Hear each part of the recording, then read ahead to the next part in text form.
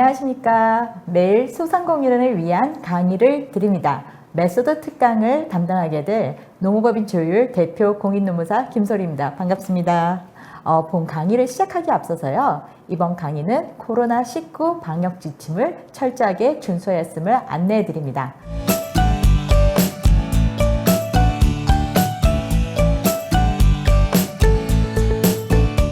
자, 여러분, 오늘 제가 강의로 할 주제는요, 여러분들이 사업을 하시면서 가장 머리 아파하는 분야, 즉 소규모 사업자를 위한 인사노무 관리입니다. 자, 여러분, 인사노무 관리 하시면은 여러분들이 첫 번째로는 머리가 너무 아프다. 그리고 두 번째로는 그래, 다 하고 맨 마지막에 어떻게 대충 뭉개면 되겠지. 이런 마음들이 우리가 활짝 열어서 표현을 하지 않지만 다 깔려 있는 거 제가 잘 알고 있거든요. 왜냐하면 저도 근로자가 되어봤지만 지금 저도 작은 규모를 운영하는 자영업자 소상공인이거든요. 그래서 저도 운영하면서 모든 법을 지키는 데는 한계가 있고, 그리고 이것도 좀 이거 어떻게 다른 일 하다 해서 가장 나중에 이거를 이렇게 등한시하다가 그 다음에 할 수 없이 맨 마지막에 들춰보는 게 인사노무 관리예요. 근데 여러분, 인사노무 관리가 왜 어려운지 아세요? 첫 번째로는 부부관계와 동일합니다. 왜? 계속 마주치는 거예요. 우리가 집에서 나오면은 어떡하죠? 직장에서 하루의 대부분의 시간을 보내죠. 그래서 부부관계나 가족관계처럼 계속 사람들이 이렇게 부딪혀요. 이거 관계잖아요, 인간관계. 근데 여러분, 인간관계를 법으로 다 규정할 수 있으세요? 없어요. 인간관계를 법으로 다 규정하는 데는 너무나도 많은 변수가 있고, 그리고 감정이 들어가기 때문에 한계가 있습니다. 그래서 이거를 어떻게 말로도 표현할 수 없고, 뭐 때릴 수도 없고, 어르고 달랠 수도 없고, 상대방 마음도 모르고 내 마음도 모르겠고, 그렇게 해서 어려운 부분이 한 부분이 있고요. 두 번째로는요, 이게 법의 잣대가 들어왔어요. 왜냐하면은 인간관계는 어떻게 대화로 풀거나 어르고 달래고 해가지고 이렇게 풀어지는 관계지만, 이게 그래도 기본적으로 우리의 생존권을 보장하기 위한 것이기 때문에 할 수 없이 노동법이라는 법의 잣대가 들어왔거든요. 그래서 말로는 뭐 좋게 해결한다는데 나중에는 법에서 이게 아니래요. 이렇게 나오면은 너무 당황하죠. 즉 법하고 현실하고 어느 정도 이렇게 거리감이 있어요. 그래서 어렵고, 마지막으로 세 번째는 그렇죠. 돈이 걸려 있습니다. 자, 사업주분들께서는 이제 나는 해줄 만큼 해주고 신경 써줄 만큼 써주고 줄 거 다 줬어.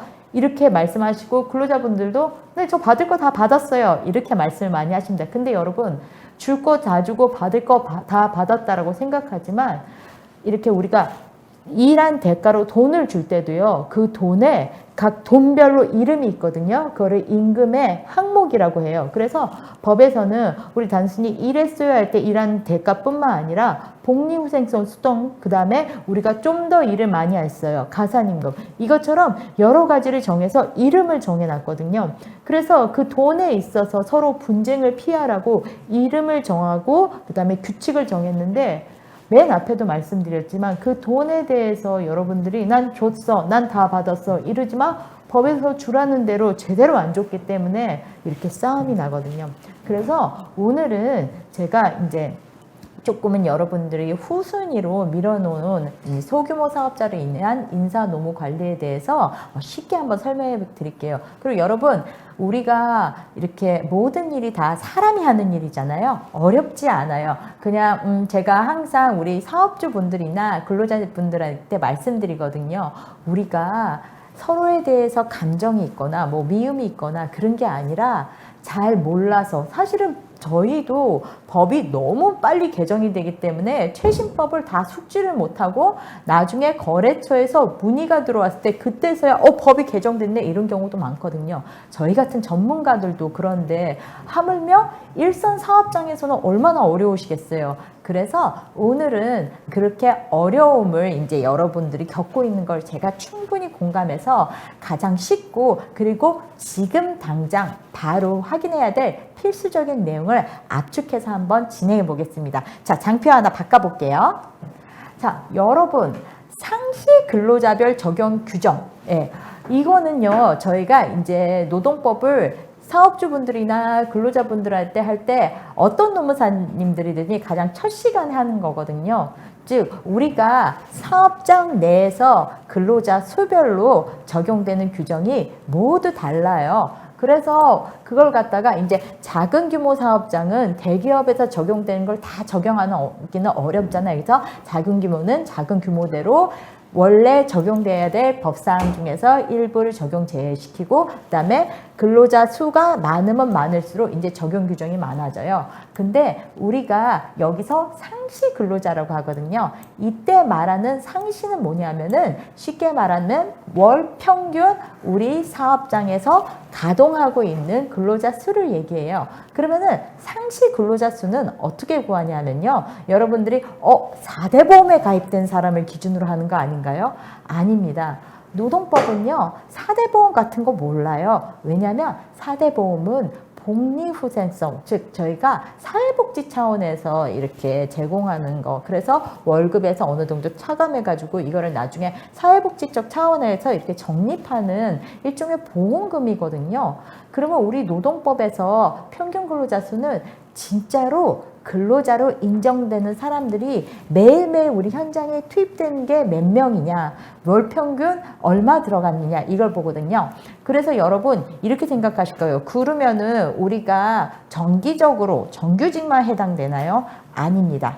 정규직이든 계약직이든 아니면은 우리 속칭 말하는 알바, 즉 단시간 아니면은 단기 근로자들, 뭐 일용직들, 비정규직들 있잖아요. 그러니까 내가 근로자로 이렇게 1시간이라도 이 사업장에 머물렀다라고 한다면은 그날 투입된 인력에 다 포함이 돼요. 그래서 여러분 제가 쉽게 예를 들어볼게요. 어느 사업장에서 무슨 이벤트가 있었어요. 예를 들어서 연차 유급 휴가를 계산해야 된다. 근데 이제 이게 계산할 시점이 2월 1일이라고 한다면은 그 계산할 시점 직전 한 달, 1월 1일부터 1월 31일까지죠. 1월 1일부터 1월 30일까지 우리 회사가 주휴일, 즉 노는 날을 빼고 가동한 날 대비 총 투입 인원수를 이렇게 너가 이제 가동한 날을 총 투입 인원수를 가동한 날로 나누는 거예요. 그러면은 하루 평균 우리 사업장에서 몇 명이 일했는지 쉽게 알 수 있죠. 그래서 예를 들어서 우리 사업장은 일주일에 5일 해가지고 1월 달에는 20일 정도 이렇게 가동을 했어요 라고 하는데 뭐 한 날은 3명, 한 날은 6명, 한 날은 5명, 한 날은 2명 뭐 이렇게 투입되는 인원수가 달라서 예를 들어서 20일 가동했는데 우리 사업장에서 투입된 인원수를 다 봤을 때 100명이 넘지 않는다. 왜? 5인 이상을 기준으로 하거든요. 100명을 넘지 않는다. 뭐 99명이면은 예를 들어서 4.9 몇몇몇이 나올 거 아니에요. 그러면 여기는 5인 미만 사업장으로 보고 있습니다. 다만 우리가 이렇게 봤을 때 가동 일수의 반을 넘는 날이 예를 들어서 5명을 초과한다. 이런 거 있어요. 우리가 그 근로자를 한 명을 계속 쓰다가 우리가 아까 가동일수 20일 중에서 11일을 갖다가 예를 들어서 5명을 썼다고 한다면은 평균 근로자 수를 따지면은 9일은 1명 쓰고 그 다음에 11일은 5명 쓰면은 아마 평균 근로자 수가 5인을 넘진 않지만 가동 일수 대비했을 때 가동 일수의 반수 이상의 날을 5인 이상 근로자, 즉 5명부터 시작해죠. 근무를 했기 때문에 이런 사업장은 5인 이상 사업장으로 보고 있습니다. 그래서 계산하는 거는 어렵진 않은데 많은 분들이 5인 미만 사업장 이런 거 적용되지 않아요를 인식은 하고 있는데 우리 사업장이 5인 미만인지 어떻게 계산을 하는지 카운팅을 하는지 이거를 잘 모르세요. 그래서 그냥 한 달에 뭐 일용직이든 뭐든 내가 돈을 주는 사람들이 다 투입된 인원 대비 우리 가동일자를 나눠가지고 평균을 낸다. 이 기준으로 하시면 됩니다. 그래서 우리가 보통은 5인 미만을 변곡점을 하나 꼭 찍고 그 다음에 5인 이상을 갖다가 변곡점으로 꼭 찍고 그 다음에 10인 이상을 변곡점으로 꼭 찍고 마지막에는 본 장표에는 안 나와 있지만 30인 이상을 변곡점으로 꼭 찍어요. 그래서 그때마다 우리가 봐야 될 제도들이 조금씩은 달라지거든요. 그래서 제가 장표를 보면서 여러분들에게 쉽게 한번 설명해 드리겠습니다. 자, 우리 어떤 사업장이라도 단 한 명의 근로자를 사용한다면 그렇죠. 바로 근로자님께서 오셨습니다 하면은 근로계약서, 우리의 모든 조건을 집대성한 근로계약서를 반드시 작성을 해야 돼요. 그러면 여러분 이거는 정말 다들 아시고는 계세요. 근로계약서 미작성되면은 네, 그렇죠. 벌금 500만 원 이하의 벌금이 나와요. 근데 여러분 500만 원 이하의 벌금이 근로계약서 미작성뿐만 아니라 자, 근로계약서를 작성을 했어요. 한 장을 작성을 해도 되고 두 장을 작성해도 되는데 자, 근로계약서를 작성해서 근로자님 너 하나, 사업주분 나 하나 이렇게 너 하나 나 하나 뭐 4번을 드려드려. 나눠 갖지 않았다면 이것도 근로계약서 미교부로 어떻게 됩니까? 형사처벌 500만 원 이하의 벌금이 되고요. 그 다음에 더 짜증나는 게 한 가지 더 있어요. 우리 근로기준법에서는요. 근로계약서에다가 들어가야 될 항목이 있거든요. 근데 항목을 갖다 하나라도 제대로 작성을 안 하면 그것도 그 항목이 제대로 기재되지 않았다고 해서 이것도 형사처벌의 대상이 될 수 있습니다. 그래서 나중에 제가 근로계약서와 관련해서 한 번 더 설명해 드릴 기회가 다음 시간에 있겠지만 근로계약서를 난 정말 모르겠다 했을 때는요. 고용노동부 홈페이지, 그러니까 여러분 여러 가지 업무 서식을 하는 뭐 예스폼이나 이런 거 있잖아요. 그런 데는 돈을 내야 되니까 고용노동부 홈페이지에 들어가시면요. 표준근로계약서라고 있어요. 5종 세트로 있고요. 외국어별로도 막 많이 있거든요. 그리고 거기에는 정규직, 계약직, 일용직, 알바용으로 자세하게 되어 있으니까 여러분 표준근로계약서를 급할 때는 사용하시고 나중에 조금 정리되시면은 저희와 같은 노무사들한테 한번 진단을 받으시고 어디로 갈지 이렇게 방향을 설정하시면 될 것 같습니다. 그래서 근로계약서를 작성하면요. 두 번째로는요. 근로자 명부를 작성해야 돼요. 명부는 뭐냐면은 약간 이렇게 이것도 고용노동부 홈페이지에 들어가면 명부 서식이 있어요. 내용은 약간 우리 이력서 내용하고 비슷해요. 그래서 이 사람 언제 입사했고 이 사람 무슨 특기가 있고 이 사람 뭐 있고 이거를 자세히 쓰고 맨 마지막에 특이사항에는 월급 얼마 요거 쓰면 되는 거거든요. 이거는 근로자분한테 교부할 필요는 없는데 이거는 이제 사업주분들께서 이거를 작성해서 보관을 해주셔야 하는데 작성하지 않으면 어떻게 된다고요? 이거는 과태료의 대상이 될 수 있습니다. 자꾸 제가 또 뭐 하나 안 하면 돈 나가요 이러잖아요. 근데 이 강의 듣고 이렇게 자세히 들어보면은 이것만 하면은 나는 여러 가지 법률 분쟁의 위험에서 벗어날 수 있게 되구나. 야호! 이렇게 좀 경쾌하고 가볍게 생각하시길 바랍니다. 네, 세 번째로는요. 이거는 노동법 분야는 아니지만은요. 각종 개인정보와 관련해서 관련법에서 요구하고 있는데요. 여러분 우리 현대 인사노무관리에서는요. 우리 그 사업장에 바깥에서는 여러분들의 고객님이 계시지만 우리 내부에서 근로자분을 우리 내부의 고객님으로 보고 있거든요. 그래서 바깥에서 우리가 근로자 이제 고객들한테 서비스를 제공할 때 뭔가 고객님들에게 무슨 정보를 받기 위해서는 여러분 뭐 하죠? 개인정보 활용 동의서 사인해 주세요. 은행 가면 하시죠.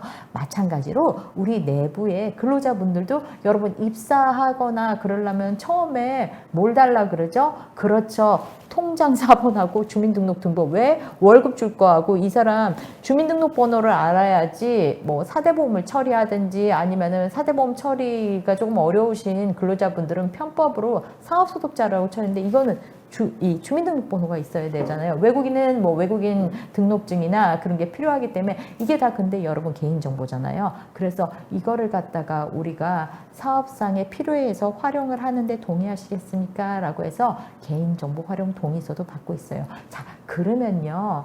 여기까지가 기존에는 우리 대한민국 모든 사업장의 3종 세트였거든요. 근데 올해 법이 개정돼서요. 1월 달부터 새로운 게 하나 들어왔는데 뭐냐 하면은 급여 명세서 사업주 교부 의미가 나왔는데, 여러분 급여 명세서 보신 적 있으세요? 아마 거의 많은 사업주분들께서 보신 적 없으실 거예요. 왜냐하면은 여러분의 기장을 담당하는 세무사 사무실이냐 아니면은 노무법인에서 이제 보통 노무법인들이 원래는 급여를 담당해야 되거든요. 급여대장, 사대보험이 원래 노무사들의 고유의 업무고 저희 15과목에도 다 있어요. 그거를 하는 이유가 제가 앞서 이제 오프닝 멘트 때도 말씀드렸죠. 돈에도 여러분들이 지급하는 돈에도 총액이 있는 게 아니라 돈별로 다 이름이, 즉 임금의 구성 항목에 대해서 이름이 있고 정의가 있어야 되거든요. 그래서 우리 근로계약서나 급여대장이나 급여명세서 세 개가 세트로 월급이, 예를 들어 내가 누구한테 월급을 200만 원을 준다. 그럼 기본급이 얼마고 식대가 얼마고 잔업수당이 얼마고 이거를 갖다가 정밀하게 나눠놔야 되거든요. 그거를 우리 근로계약서, 급여대장, 급여명세서 3종 세트에 나와 있어야 돼요. 그래서 기존에는요, 근로자분들이 근로계약서만으로 본인의 임금 구성을 확인할 수가 있었거든요. 근데 우리가 이렇게 명절에 떡값도 주고 갑자기 연차수당도 주고, 즉 근로계약서에 명시되지 않는 수당들을 줄 때가 있어요. 제가 그랬잖아요. 모든 돈에는 이름이 다 있다. 그래서 그렇게 갑작스럽게 주는, 뭐 법에서 주라는 돈이나 아니면 복리후생, 임시적으로 주는 돈을 갖다가 줄 때 그냥 사대보험료하고 소득세만 떼는 게 아니라 급여명세서, 즉 급여명세서가 나오려면 우리 급여 프로그램상 임금대장이 있어야 되거든요. 임금대장에 있는 그 내용이 그대로 급여명세서에 현출이 돼가지고 근로자분들에게 그거를 드려야 돼요. 그래서 이것도 11월부터 시행하고 만약에 지급하지 않는다 하면 어떻게 되죠? 과태료 대상이 됩니다. 제가 너무 법적 제재를 해맑게 여러분들에게 설명해 드리지만 걱정이 돼서 이렇게 가볍게 설명해 드리고 있습니다. 네, 여기까지가 이제 대한민국 모든 사업장에서 단 한 명의 직원을 쓰더라도 반드시 해야 될 것들입니다. 네, 그 다음에는요, 우리가 5인 이상 사업장을 보고 있어요. 5인 이상 사업장. 이 머리가 평균 근로자 수가 5명이 되면은, 자, 우리 소상공인분들, 내가 우리 사업장에서 5명, 이때 5명 칠 때 보통은요, 저의 직계, 이렇게 족보, 호적, 가족관계 등록증, 이렇게 쭉 봤을 때 위로 아빠, 엄마, 밑으로 자식들, 그 다음에 그 부모님, 이렇게 쭉 아빠, 엄마, 뭐 자식들, 부모님, 배우자, 이런 분들은 뺍니다. 빼고 나서 1, 2, 3, 4 하는데, 이때 가장 고민되시는 분들이 누구예요? 형제자매, 아니면은 뭐 사돈의 팔촌 나오는데, 자, 여러분, 형제자매, 사돈의 팔촌이 나의 사업의 지분에 투자를 딱 하고 나같이 사장의 업무, 임원의 업무를 한다 그러면은 근로자로 안 볼 가능성이 있어요. 보통 우리가 등기를 띄워가거나 아니면 뭐 공동 투자자거나 여러 가지 추정이 있는데, 이렇게 나랑 친밀한 친인척 관계지만 나와서 일하고 출퇴근 시간 있고 직원들하고 이렇게 동일하게 일한다. 그러면 여러분, 나의 친인척이지만 근로자 맞습니다. 제가 실제로 어떤 변호사 사무실에서 제가 아시는 변호사님이 저한테 날 이제 상담을 오셨어요. 서울대를 나오신 아주 똘똘한 변호사님인데, 저 같은 법을 변호사님보다 한쪽 법만 알고 이렇게 일반적인 법에 대해서는 변호사님보다 지식이 없는 저한테 뭘 상담을 왔을까요? 자기 형이 임금체불로 자기를 노동청에 진정을 냈대요. 어떻게 해야 되나요? 라고 문의를 주셨어요. 그래서 제가 그랬죠. 형 어떻게 형 변호사세요? 그래서 아니요. 형 거기 뭐 투자했어요? 사무장으로? 아니요. 형 출퇴근 시간 있어요? 네. 직원들하고 똑같이 일해요? 네. 형은 직원분 맞으니까 퇴직금 주세요. 이렇게 간단하게 설명해 드렸거든요. 그래서 우리 가족분들이 근로자인가요? 아닌가요? 이렇게 했을 때 그 가족 중에서 나랑 이렇게 직계로 이렇게 쭉 가족관계 등록부상 아니면 호족상 쭉 한 줄로 나오시는 분들이 아니라면은, 알았죠? 직원분들하고 똑같이 일을 하는지 보고 지분이 있는지 보고 그렇게 해서 근로자성을 보통 판단하고 있습니다. 자, 이야기가 저 멀리까지 갔죠? 5인 이상 사업장 한번 볼게요. 5인 이상 사업장은 제가 그래요. 대표님 축하드려요. 대기업에서 적용하는 거 알짜배기 다 적용됩니다. 네, 맞습니다. 뭐 대기업에서 적용되는 뭐 사규나 노사협의회 이런 거 빼놓고는 정말 여기 보면은 가산임금이 뭔 줄 아세요? 연장, 야간, 휴일근로. 연장근로는 뭐예요? 일주 40시간, 하루 8시간 넘어가는 거 잔업 있잖아요. 50% 시급의 50% 가산해 주세요 이거고, 휴일 우리가 정한 휴일 있잖아요. 주휴일 아니면 이제 내년부터는 관공서 공휴일이 우리 소규모 사업장 5인 이상 사업장이 또 본격적으로 법정 유급 휴일이 되거든요. 그런 날 일을 했거나 뭐 근로자의 날 일을 했거나 이럴 때도 시급의 50% 이상 가산해고, 야간 근로를 이제 많은 분들이 이제 착각하는데, 그냥 깜깜해지면 야간 근로가 되거나 아니면 내가 약속한 시간 이상으로 근무하면 야간 근로가 아니라 저녁 10시 22시부터 다음날 아침 6시까지의 근무한 그거를 야간 근로라고 하거든요. 그것도 어떻게 되죠? 50% 할증 구간이 있습니다. 그래서 5인 이상 사업주 분들이 이제 가장 어려운 게, 제가 요식업도 많이 이렇게 관리를 하고 있거든요. 근데 이제 강릉에 있는 이제 대표님이 저한테 전화를 주셨어요. 그래서 왜요? 그랬더니 제가 지금 200만 원을 주고 있대요. 홀 서빙을 하시는 분한테. 그래서 예, 잘하고 계세요. 근데 옆집도 200만 원인데 옆집은 최저임금 미달 아닌데 나는 최저임금 미달인데 왠가요? 그래서 제가 그랬죠. 자, 옆집하고 나하고 똑같이 일을 시켜도요, 옆집은 제가 매일 투입되는 머리수 있잖아요. 법률용어로는 상시 근로자 수, 그리고 우리가 알기 쉽게는 평균 근로자 수. 평균 근로자 수가 5명이 안 되기 때문에 어떻게 하죠? 하루에 10시간을 근무했으면 8시간은 그냥 시급 그대로 주고 나머지 2시간은 제가 뭘 했잖아요. 잔업, 가산임금 구간인데, 옆집은 5명이 안 되니까 그냥 10시간 일하면 시급 곱하기 10시간 분만 주는데, 우리 집은 어떻게 되죠? 그렇죠. 8시간까지는 시급 곱하기 8을 하시면 되는데 2시간은 안 돼요. 50% 할증이 돼가지고 2시간 곱하기 시급 곱하기 1.5배 가산을 해야 되거든요. 그래서 우리 집이 200만 원으로 이게 임금이 다 안 돼서 최저임금 맞습니다. 그랬더니 대표님이 뭐 하셨게요? 키오스크 도입해서 근로자 수를 줄여가지고 200만 원에 맞추시는 놀라운 일을 하시더라고요. 그래서 5인 이상 사업장에서는 사실은 인건비하고 인력, 이걸 어떻게 할 건지 정말 고민이 많이 되신다고 하고, 저 역시도 사실은 답을 못 드리는 경우가 있어요. 왜? 제가 아까 처음에 말씀드렸죠. 인사노무 왜 어려워요? 사람 관계. 그러니까 제가 이전에 우리 메소드 특강 했더니 소통을 이렇게 주제로 강연하신 강사분이 계시더라고요. 소통은 돼요. 근데 법의 잣대가 스텔스 폭격기가 이렇게 날라오는 거랑 똑같은군요. 푹 꽂혔기 때문에 대표님 여러 가지를 정말 감사합니다. 하지만 가산임금 주셔야죠. 아니면 최저임금 이상으로 주셔야죠. 이렇게 가는 거잖아요. 그렇죠. 그래서 주실 건 다 주셔야 돼요. 가산임금 붙고, 그 다음에 부당해고.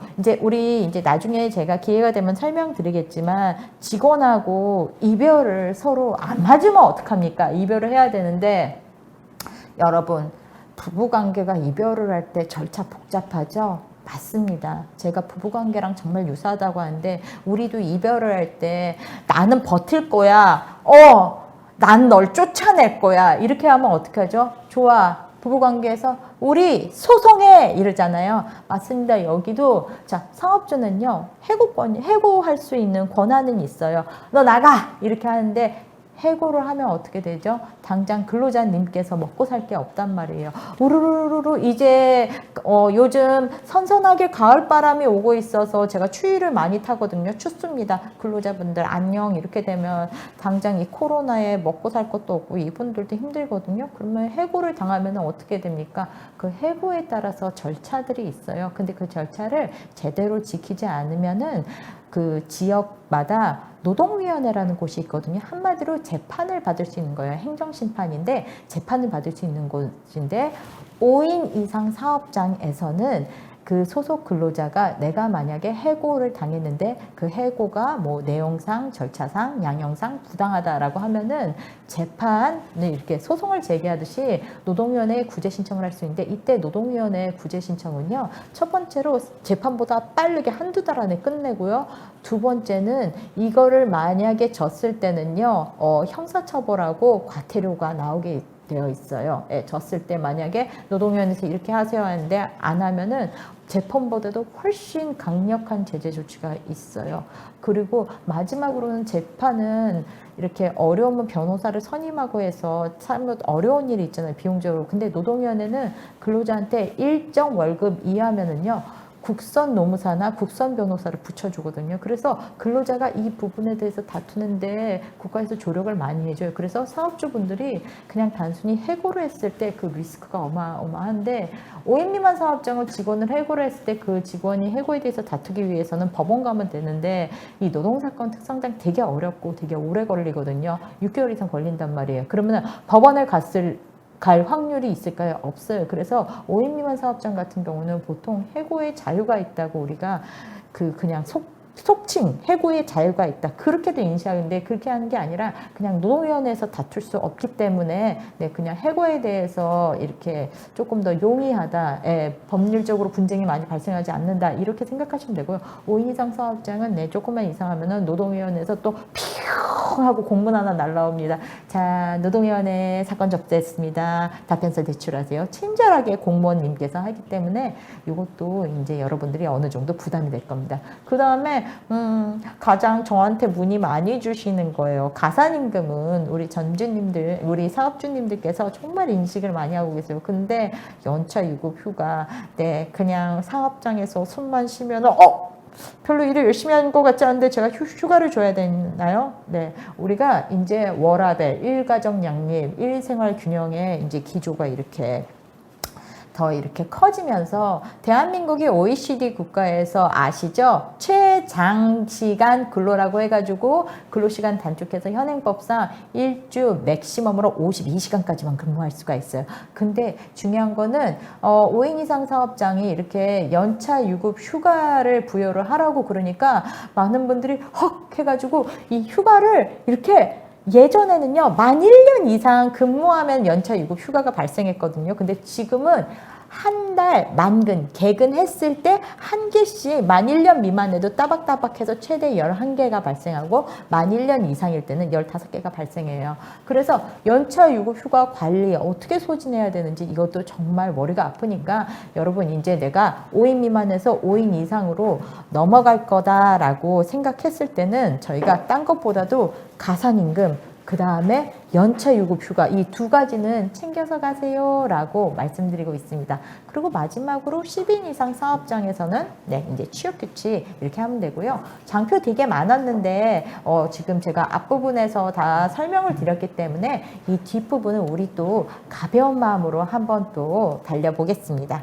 자, 장표 바꾸면요. 자, 여러분 이제 우리가 처음 하고 있는데 직원들 몇 시간 일 시킬 수 있어요? 라고 물어보세요. 직원들 법정 근로시간은요. 하루 8시간 이렇게 하고요. 8시간 곱하기 5 하니까 일주 40시간 연장 12시간인데요. 여러분 중요한 거는요. 5인 미만 사업장은요. 근로시간 제한이 없어요. 그래서 막 극단적으로 시켜도 되는데 그렇게 하면은 우리 근로자님들 쓰러지니까 적당히 시키시면 되고요. 그리고 여러분 일주일에 40시간을 갖다가 꼭 5일에 뿌려야 되나요? 아니에요. 5일에 뿌릴 필요 없이 6일에 뿌리셔도 돼요. 예를 들어서 7, 그러니까 5일을 7시간으로 근무를 하고 나머지 6일째 5시간 근무해도 되고 이렇게 뿌려도 되니까 일주 5일 동안 뭐 근로일이 돼야 된다 이건 아니에요. 시간만 맞추면 되고요.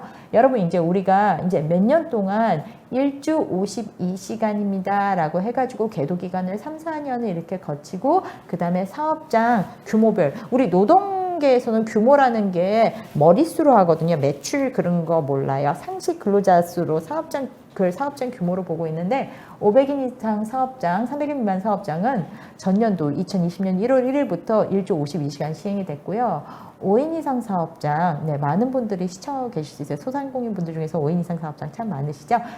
5인 이상 사업장은 올해 7월 1일부터 일주 52시간이 전면적으로 실시됐습니다. 저희 거래처에서 진짜 질문 폭발했어요. 그래서 이렇게 약간 옆으로 갈 수 있는 게 한 가지가 있는데 우리 이제 대한민국의 많은 사업장들이 30인 미만이에요. 그래서 30인 미만 사업장의 경우는요. 근로자 대표로 한 분 선임을 하셔가지고요. 근로자 대표와 우리 사업주 분께서 서면 합의 이렇게 서면 합의를 통해서 추가로 8시간 연장 근로가 가능해요. 그래서 52시간 더하기 8시간 연장 근로가 가능합니다. 근데 여러분 이게 법이나 시행령이 개정되기 전까지는요. 기한은 내년도 즉 2022년 12월 31일까지는 우리 30인 미만 뭔지 아시죠? 30까지가 아니에요. 29.9999명이에요. 30인 미만 사업장이에요. 그래서 이제 우리가 일주일에 60시간까지 이런 사업장은 가능한데, 여러분 이제 장시간 근로와 관련해가지고 위반을 했을 때 무슨 처벌 있겠어? 라고 하시는 분들이 있는데, 이제 사업주분들이 예전에는 장시간 근로 이제 52시간을 위반을 했더라도 시급, 월급 다 챙겨줬어요. 이러면 많이 봐줬어요. 근데 이제는 안 봐주거든요. 그리고 이거를 갖다가 52시간 넘는 근로자뿐만 아니라 아무나 다 신고 가능해요. 노동청에. 네, 공익제보 가능하거든요. 그래서 걸리면 어떻게 되죠? 네, 안타깝게도 2년 이하의 징역 또는 2천만 원 이하의 벌금이에요. 그래서 여러분 지금 당장 어떻게 할 수 없어요. 네, 알고 있습니다. 근데 우리가 순차적으로 근로시간을 줄일 수 있는 방안을 정 안 되면은 저희 같은 전문가의 도움을 통해서, 그리고 국가에서 이제 제가 기회가 있다면 소개시켜 드리겠지만, 우리 이제 소상공인이나 소규모 사업장들을 위한 그 무료로 하는 인사노무 컨설팅 정말 많아요. 진단해 드리는 것도 많으니까 그거라도, 아니면 옆집이 그런 거를 좀 받았다 그러면 옆집 거라도 이렇게 유심히 들어서 형사처벌을 예방할 수 있도록 좀 대비를 해주시면 좋겠습니다. 자, 그 다음에요, 우리 이제 정말 많은 이제 이 방송을 접하시는 분들이 소상공인이실 거예요. 네, 소상공인이신 분들이 이제 5인 미만 사업장 진짜 많거든요. 5인 미만 사업장. 제가 맨 앞에도 설명드렸지만 5인 미만 사업장이 대한민국에 있는 모든 법을 다 적용하면 어때요? 장사 못 해먹겠다. 맞습니다. 장사 못 해먹는데 5인 이상 사업장도 장사, 이거 다 지키면 장사 못 해먹어요 이러는데, 하물며 5인 미만 사업장은요. 그렇죠. 우리 사업주분들, 저도 이제 자그마한 자영업 소상공인이라고 말씀드렸죠. 저도 다 못 지켜요. 왜? 우리는 누구 하나 빵꾸 나면은 올라운드 플레이어죠. 여기서 언제 이렇게 사장님 노릇을 이렇게 뒷짐지고 이러고 하고 있겠습니다. 어디 하나 이렇게 빵꾸 나면 여기도 채워놔야 되고 저기도 채워나고 그렇잖아요. 그래서 5인 미만 사업장은 저희가 이렇게 여러 가지 배려하는데, 첫 번째로는 방금 말씀드린 연차 유급 휴가 적용되지 않아요. 두 번째는 이거 말씀드렸죠. 일주 52시간제도 적용되지 않아요. 세 번째로는 시간의 근로, 연장 휴일, 야간 근로, 가산임금 적용되지 않아요. 네 번째, 이것도 말씀드렸죠. 부당해고 구제 신청, 노동위원회 안 가고 소송으로 알아서 하는데 실질적으로 소송하기 어려우니까 근로자들이 소송도 제기 안 해요. 다섯 번째, 월 1회 무급 생리휴가 있거든요. 무급이지만 생리휴가, 보건휴가면은 반드시 줘야 된다고 하는데 이것도 적용되지 않고요. 그 다음에 지금 코로나 상황에서 사업장이 많이 문을 닫거나 휴업하는 경우가 많은데, 휴업을 할 경우에는 원래 휴업수당의 대상이거든요.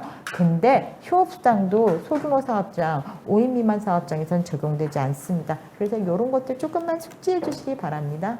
자, 그 다음에 우리 사실은 우리 소규모 사업장, 맞아요. 우리 근로자분들이나 사업주분들 저희가 어벤져스라고 하거든요. 못 하시는 거 없잖아요. 정말 올라운드 플레이어신데, 이때 또 안 되면은, 그렇죠. 예, 용병이 들어오십니다. 일주 15시간 미만 알바를 고용하신다면요. 첫 번째, 퇴직금이 발생하지 않아요. 왜? 이제 그 알바 고용하면 몇 가지 규정이 적용되지 않는 이유가 뭐냐면은, 우리 사업장에 이렇게 공적이 좀 적다고 보는 시각에서 보고 있거든요. 그것까지 다 챙겨주면은 사실은 진짜 장사 못하고, 그리고 이제 이걸 갖다가 근로자 간의 형평의 문제도 있기 때문에, 그래서 우리 법에서는 일주 15시간 미만 초단시간 근로자라고 하거든요. 이분들을 이제 고용했을 때 몇 가지 이제 이렇게 적용제를 두는데, 이거는 5인 이상 사업장이든 5인 미만 사업장이든 사업장 규모와 관계없이 근로자가 몇 시간을 근무한지 그것만 보고 하는데, 첫 번째, 앞서 말씀드린 대로 퇴직금이 발생하지 않고요. 자, 두 번째, 연차휴가도 발생하지 않아요. 세 번째, 우리가 일주일 개근하면 뭘 줘야 되죠? 주휴수당 다 알잖아요. 그것도 발생하지 않아요. 네 번째, 기간제법이라고 해서 우리가 2년 이상 근무하면 정규직 전환 의무가 있는데 그것도 적용되지 않아요.